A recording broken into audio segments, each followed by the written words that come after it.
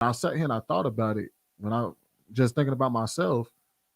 Part of the reason that contributed to my depression in my sophomore year was that I was kicked out of the first school that I went to my freshman year.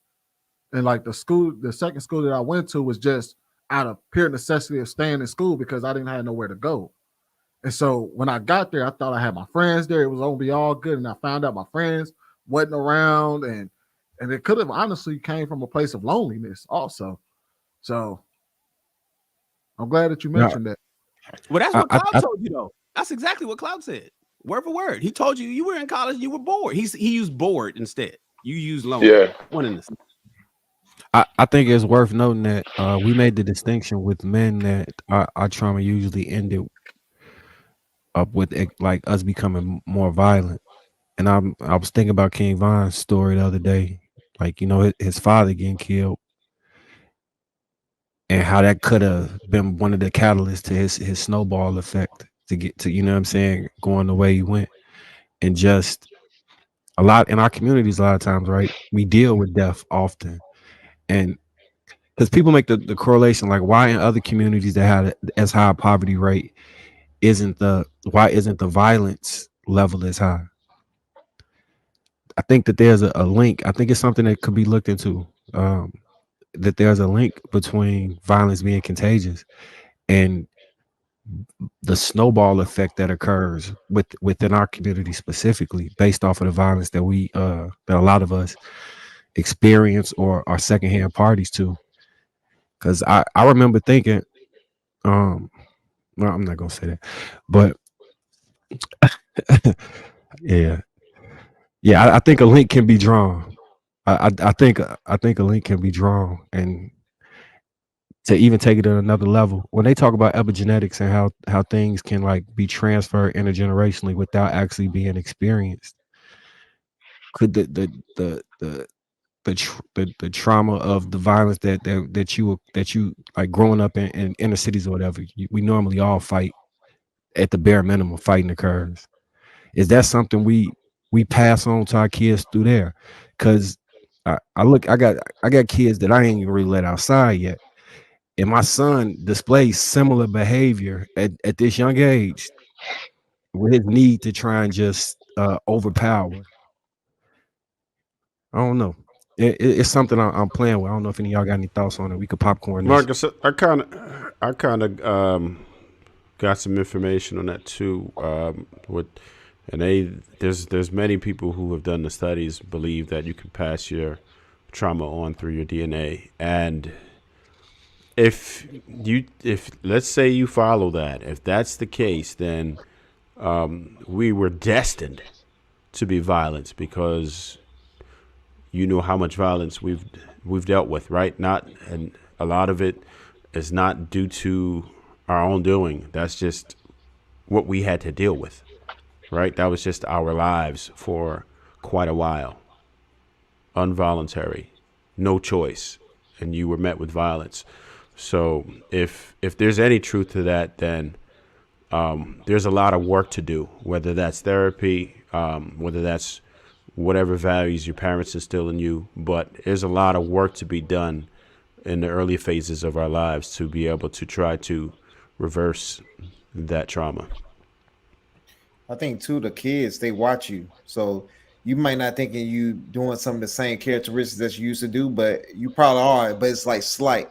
So a lot of times, like even my sons, they pick up stuff I used to do, like how I'm goofy and crack jokes and my faces I make and stuff like that. And I'm like, how you know how to do this at a young age? But it's just, what I mean, they pick up stuff because, what I mean, you are their father, and they're going to pick up now the things that you change too. As they get older, they're going to see why you changed, and then now they're going to be more productive citizens or kids for you, and they're going to reward you that way. And then too, a lot of times we forget, like, the stuff that we put our moms and dads through.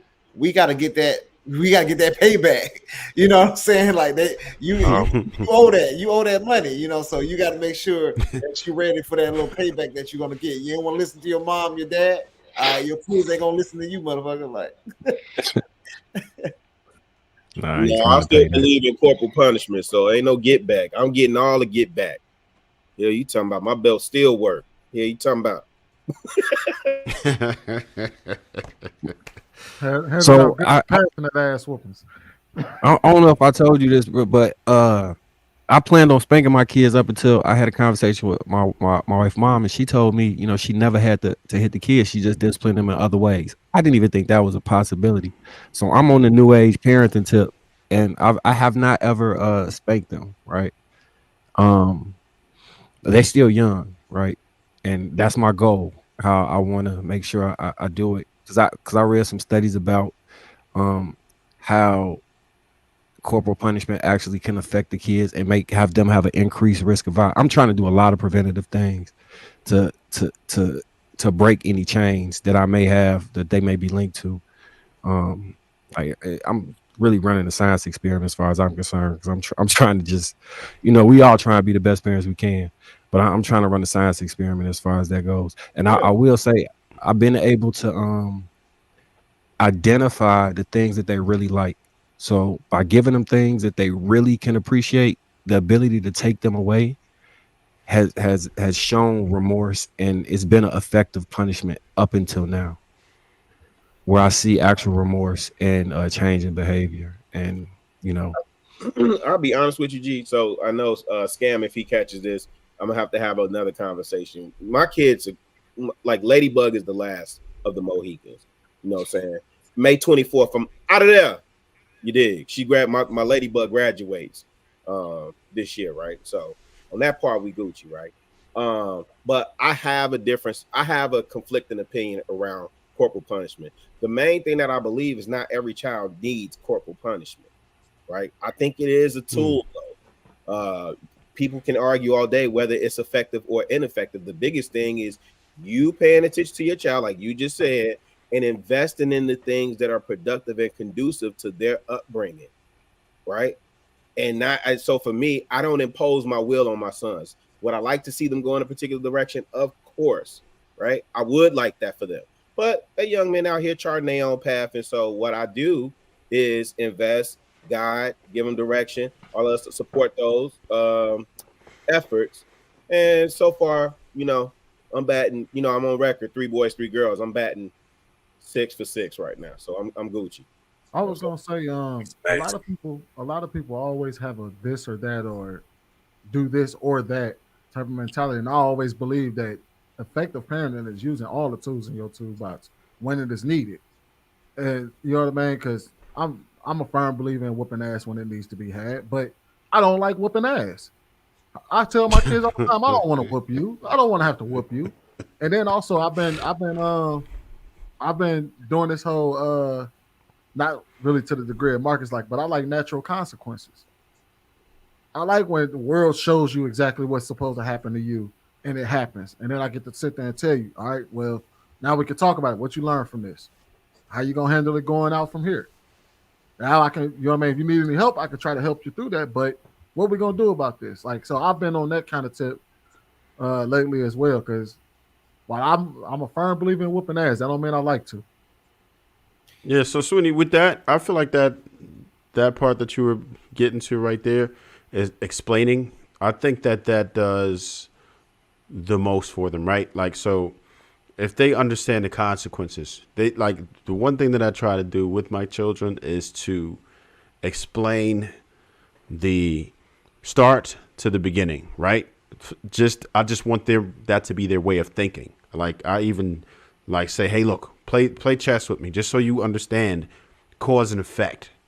Every action is going to cause a reaction, and you have to learn how to play it out in your mind before it happens. So you already know, okay, when I do this are going to be the consequences of it, good or bad, right? So that right there is very effective for me, because I don't really like to do the whole whipping thing. It's a last resort. It is a resort, but it's a last resort, and I have not had to exercise. I have not had to exercise it, but it's understood. If you violate pretty bad, then yeah, you might get that out of the toolbox. It is what it is.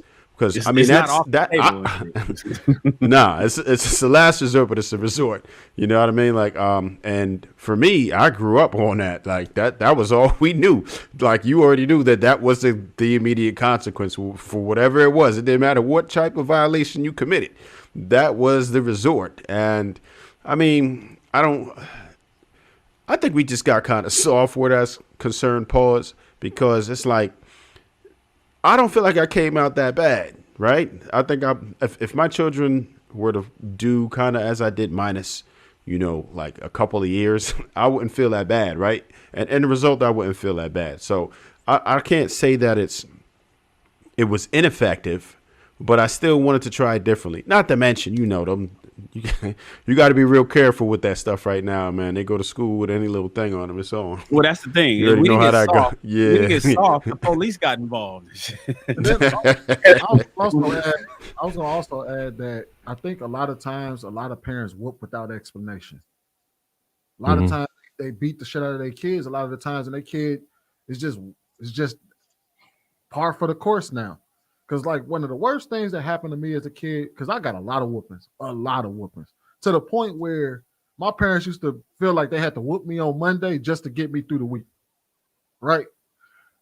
But the worst part of any whooping that I ever got was the 3-hour discussion that we had after, and I had to sit there and look at them crazy while they lecture me. Like that was the part, and all of that, and even after the whooping, because I got a whole lot of whoopings, it was those discussions afterwards that stuck with me throughout my life.